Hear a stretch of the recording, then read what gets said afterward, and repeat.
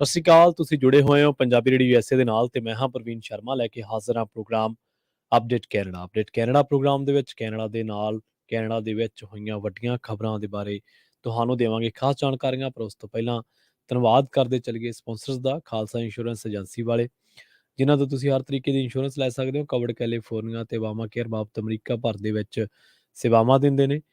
ਇਹਨਾਂ ਸੇਵਾਵਾਂ ਦਾ ਲਾਭ ਉਠਾਉਣ ਦੇ ਲਈ ਅੱਜ ਹੀ ਡਾਇਲ ਕਰੋ 408 272 2500। ਟਰਕੀਅਨ ਇਮੀਗ੍ਰੇਸ਼ਨ ਲਾ ਫਰਮ ਵਾਲੇ, ਜੇ ਟਰਕੀਅਨ ਨਾ ਯੂਐਸ ਇਮੀਗ੍ਰੇਸ਼ਨ ਬਾਬਤ ਤੁਹਾਡਾ ਕੋਈ ਸਵਾਲ ਆ, ਕੋਈ ਸਲਾਹ ਕਰਨੀ ਆ, ਤਾਂ ਤੁਸੀਂ ਅਟਾਰਨੀ ਟਰਕੀਅਨ ਦੇ ਨਾਲ 415 909 0503 ਤੇ ਗੱਲ ਕਰ ਸਕਦੇ ਹੋ।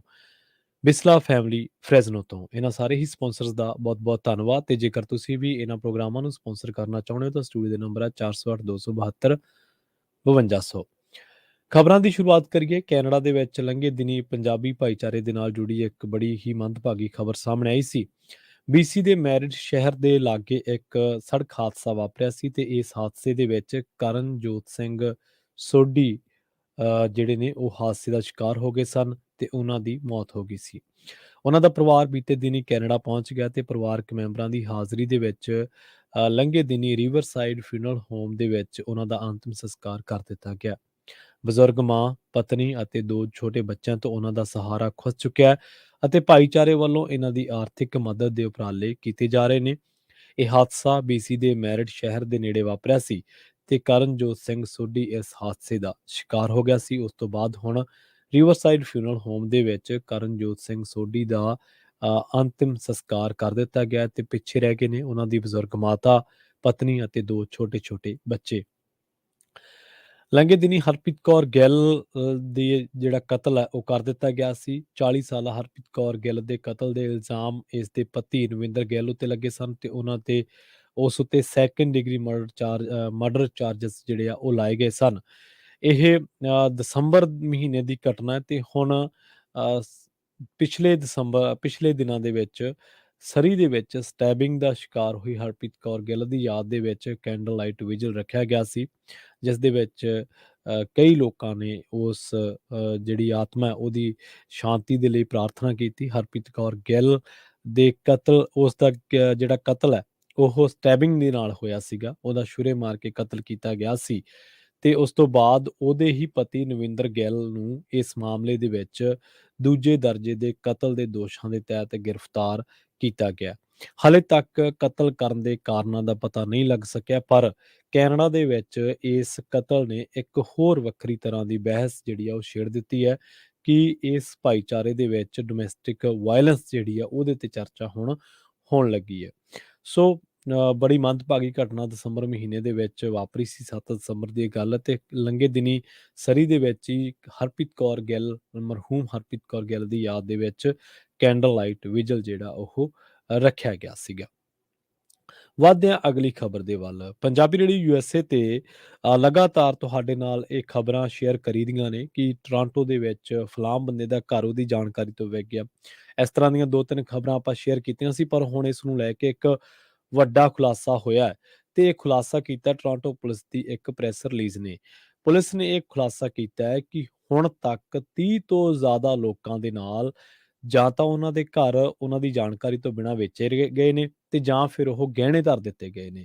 ਸੋ ਇਹ ਇੱਕ ਬਹੁਤ ਵੱਡੀ ਜਿਹੜੀ ਖਬਰ ਹੈ ਉਹ ਟੋਰਾਂਟੋ GTA ਦੇ ਵਿੱਚ ਰਹਿਣ ਵਾਲੇ ਜਿਹੜੇ ਲੋਕਾਂ ਦੇ ਲਈ ਬਹੁਤ ਅਹਿਮ ਹੈ, ਕਿਉਂਕਿ ਪਿਛਲੇ ਦਿਨੀ ਮੇਲਿਸਾ ਵਾਲਸ਼ ਦੇ ਇੱਕ ਕੇਸ ਨੇ ਇਹਦੇ ਪ੍ਰਤੀ ਲੋਕਾਂ ਦਾ ਧਿਆਨ ਖਿੱਚਿਆ ਸੀ। ਮੇਲਿਸਾ ਵਾਲਸ਼ ਦਾ ਕਹਿਣਾ ਹੈ ਕਿ ਉਸ ਦੇ ਪਰਿਵਾਰ ਨੂੰ ਇਹ ਕਿਹਾ ਗਿਆ ਕਿ ਤੁਹਾਡਾ ਘਰ ਕਿਰਾਏ ਤੇ ਦੇ ਦਿੱਤਾ ਗਿਆ, ਜਿਹੜਾ ਕਿ ਉਸ ਦੇ ਚਾਚੇ ਦਾ ਸੀ। 95 ਜਨਮ ਦਿਨ ਤੋਂ ਬਾਅਦ ਉਹ ਹੋਮ ਕੇਅਰ ਦੇ ਵਿੱਚ ਚਲੇ ਗਏ ਸਨ ਤੇ ਉਸ ਤੋਂ ਬਾਅਦ ਈਸਟ ਐਂਡ ਟੋਰਾਂਟੋ ਦੇ ਘਰ ਨੂੰ ਲਗਭਗ ਵੇਚ ਹੀ ਦਿੱਤਾ ਗਿਆ ਸੀ। ਉਹ ਕਹਿੰਦੇ ਕਿ ਇਹਦੇ ਨਾਲ ਸਾਨੂੰ ਜਦੋਂ ਇਹ ਗੱਲ ਸਾਹਮਣੇ ਕਿ ਸਾਡਾ ਘਰ ਵੇਚ ਦਿੱਤਾ ਗਿਆ ਹੈ ਕਿਰਾਏ ਤੇ ਦੇਣ ਦੇ ਬਦਲੇ, ਤਾਂ ਸਾਨੂੰ ਬੜਾ ਧੱਕਾ ਲੱਗਿਆ। ਉਸ ਤੋਂ ਬਾਅਦ ਫਿਰ ਹੌਲੀ-ਹੌਲੀ ਇਹਨਾਂ ਚੀਜ਼ਾਂ ਦੀ ਪੜਤਾਲ ਹੁੰਦੀ ਗਈ ਤੇ ਹੁਣ ਇੱਕ ਅਦਾਰਾ ਉੱਥੋਂ ਦਾ ਕੈਨੇਡਾ ਦਾ ਜਿਹਨੇ ਆਪਣੇ ਪੱਧਰ ਤੇ ਇਹ ਸਾਰੀਆਂ ਜਾਣਕਾਰੀਆਂ ਹਾਸਲ ਕੀਤੀਆਂ ਨੇ ਤੇ ਉਹਨਾਂ ਨੇ ਇਸ ਗੱਲ ਦੀ ਜਾਣਕਾਰੀ ਦਿੱਤੀ ਹੈ ਕਿ ਘੱਟੋ ਘੱਟ 30 ਘਰ ਅਜਿਹੇ ਨੇ ਉਹ ਜਾਂ ਤਾਂ ਅਸਲ ਮਾਲਕਾਂ ਦੀ ਜਾਣਕਾਰੀ ਤੋਂ ਬਿਨਾਂ ਵੇਚ ਦਿੱਤੇ ਗਏ ਨੇ ਤੇ ਜਾਂ ਫਿਰ ਗਹਿਣੇ ਰੱਖ ਦਿੱਤੇ ਗਏ ਨੇ।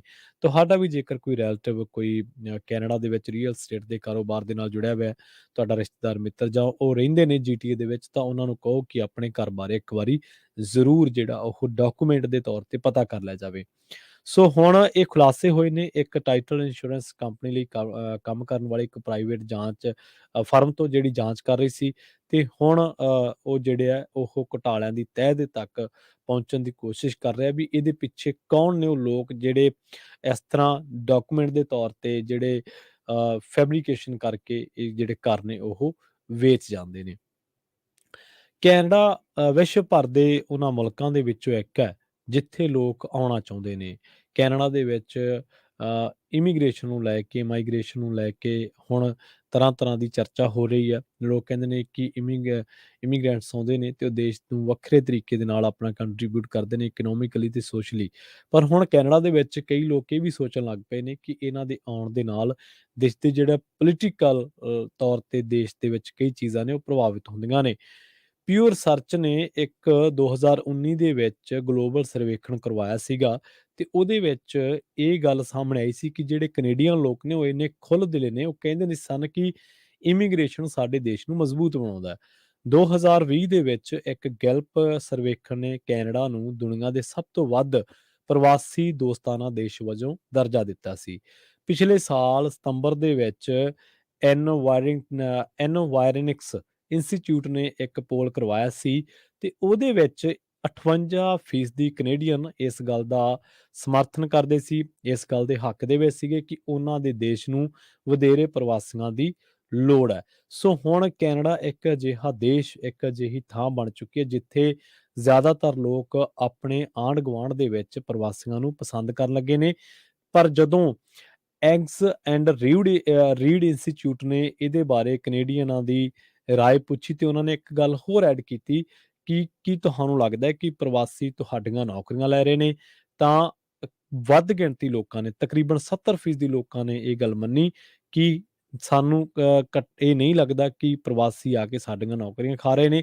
ਪਰ ਇਹਨਾਂ ਦੇ ਵਿੱਚੋਂ ਬਹੁਤ ਗਿਣਤੀ ਲੋਕ ਅਜਿਹੇ ਸੀਗੇ ਜਿਨ੍ਹਾਂ ਨੇ ਇਹ ਵੀ ਮੰਨਿਆ ਕਿ ਹੁਣ ਪੋਲੀਟੀਕਲ ਤੌਰ ਤੇ ਵੀ ਜਿਹੜੇ ਪ੍ਰਵਾਸੀ ਨੇ ਜਾਂ ਲੋਕ ਨੇ, ਤਾਂ ਉਹਨਾਂ ਦੀ ਬਹੁਤ ਜ਼ਿਆਦਾ ਵੱਡੀ ਗਿਣਤੀ ਦੇ ਵਿੱਚ ਸਿਆਸੀ ਸਰਗਰਮੀ ਵੀ ਜਿਹੜੀ ਆ ਉਹ ਨਜ਼ਰ ਆਉਣ ਲੱਗੀ ਹੈ। ਸੋ ਕੈਨੇਡੀਅਨਾਂ ਨੇ ਹਾਲ ਦੇ ਵਿੱਚ ਪਿਊ ਰਿਸਰਚ, ਉਸ ਤੋਂ ਬਾਅਦ ਜੇਕਰ ਆਪਾਂ ਗੱਲ ਕਰੀਏ ਗੈਲਪ ਸਰਵੇਖਣ, ਫਿਰ ਜੇ ਆਪਾਂ ਗੱਲ ਕਰੀਏ ਐਨਵਾਇਰਨਿਕਸ ਇੰਸਟੀਚਿਊਟ ਦੀ, ਜਾਂ ਫਿਰ ਆਪਾਂ ਗੱਲ ਕਰ ਲਈਏ ਐਗਸ ਐਂਡ ਰੀਡ ਇੰਸਟੀਚਿਊਟ ਦੀ, ਜਿਹਦੇ ਵਿੱਚ ਕੈਨੇਡੀਅਨ ਨੂੰ ਵੱਖ-ਵੱਖ ਸਵਾਲ ਪੁੱਛੇ ਗਏ, ਤੇ ਹਾਲੇ ਤੱਕ ਬਹੁਤ ਗਿਣਤੀ ਕੈਨੇਡੀਅਨਾਂ ਨੇ ਇਹੀ ਆਖਿਆ ਕਿ ਜਾਂ ਤਾਂ ਪ੍ਰਵਾਸੀ ਸਾਡੇ ਦੇਸ਼ ਨੂੰ ਮਜ਼ਬੂਤ ਬਣਾਉਂਦੇ ਆ, ਪ੍ਰਵਾਸੀਆਂ ਦੀ ਲੋੜ ਹੈ ਕੈਨੇਡਾ ਨੂੰ, ਜਾਂ ਫਿਰ ਉਹਨਾਂ ਨੇ ਇਹ ਵੀ ਕਿਹਾ ਕਿ ਅਸੀਂ ਨਹੀਂ ਮੰਨਦੇ ਕਿ ਲੋਕ ਸਾਡੀਆਂ ਨੌਕਰੀਆਂ ਖਾ ਰਹੇ ਨੇ। ਜਿਹੜਾ ਲਾਸਟ ਸਰਵੇ ਮੈਂ ਕੋਟ ਕੀਤਾ ਐਗਸ ਐਂਡ ਰੀਡ ਇੰਸਟੀਚਿਊਟ ਦਾ, ਤਾਂ ਉਹਨਾਂ ਨੇ ਕਿਹਾ ਕਿ 71% ਲੋਕਾਂ ਨੇ ਕਿਹਾ ਕਿ ਸਾਨੂੰ ਇਹ ਗੱਲ ਨਹੀਂ ਲੱਗਦੀ ਕਿ ਕੈਨੇਡਾ ਦੇ ਵਿੱਚ ਆ ਕੇ ਪ੍ਰਵਾਸੀ ਸਾਡੀਆਂ ਨੌਕਰੀਆਂ ਖਾ ਰਹੇ ਨੇ।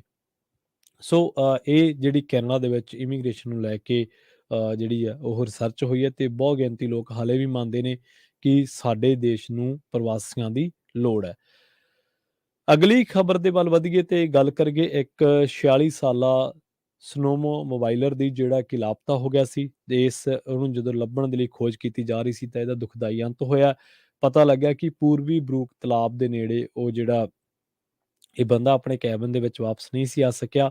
ਇਹਦੀ ਭਾਲ ਕੀਤੀ ਗਈ ਤੇ ਹੁਣ ਜਿਹੜਾ ਉਹ ਇੱਕ ਛੱਪੜ ਦੇ ਵਿੱਚ, ਇਸ ਇਲਾਕੇ ਦੇ ਇੱਕ ਝੀਲ ਦੇ ਵਿੱਚ ਉਹਦੀ ਜਿਹੜੀ ਲਾਸ਼ ਮਿਲੀ ਹੈ। ਚੀਫ ਮੈਡੀਕਲ ਐਗਜ਼ਾਮੀਨਰ ਦਾ ਦਫ਼ਤਰ ਇਸ ਮਾਮਲੇ ਦੀ ਜਾਂਚ ਦੇ ਵਿੱਚ ਲੱਗਿਆ ਹੋਇਆ। ਰੁਕ ਕਰਦੇ ਹਾਂ ਓਨਟਾਰੀਓ ਦਾ। ਓਨਟਾਰੀਓ ਦੇ ਵਿੱਚ ਇਹ ਗੱਲ ਸਾਹਮਣੇ ਆਈ ਹੈ ਕਿ ਤਕਰੀਬਨ 12,000 ਬੱਚੇ ਅਜਿਹੇ ਨੇ ਜਿਹੜੇ ਸਿਹਤ ਸਮੱਸਿਆਵਾਂ ਦੇ ਕਰਕੇ ਸਰਜਰੀ ਦੀ ਉਡੀਕ ਕਰ ਰਹੇ ਨੇ, ਅਤੇ ਗੁੰਝਲਦਾਰ ਹਾਲਤਾਂ ਬੱਚਿਆਂ ਦੇ ਹਸਪਤਾਲਾਂ ਵੱਲੋਂ ਹੁਣ ਸੂਬਾ ਸਰਕਾਰਾਂ ਵੱਲੋਂ ਮਦਦ ਮੰਗੀ ਗਈ ਹੈ। ਹਸਪਤਾਲਾਂ ਦਾ ਕਹਿਣਾ ਹੈ ਕਿ ਪਿਛਲੇ ਸਮੇਂ ਦੇ ਦੌਰਾਨ ਰੈਸਪੀਰੇਟਰੀ ਵਾਇਰਸ ਅਤੇ ਫਲੂ ਕਰਕੇ ਹਾਲਾਤ ਬੇਕਾਬੂ ਹੋਏ ਸਨ, ਜਦੋਂ ਆਪਰੇਸ਼ਨ ਰੱਦ ਕਰਦਿਆਂ ਸਟਾਫ ਨੂੰ ਆਈਸੀਯੂ ਦੇ ਵਿੱਚ ਤੈਨਾਤ ਕੀਤਾ ਗਿਆ ਸੀ।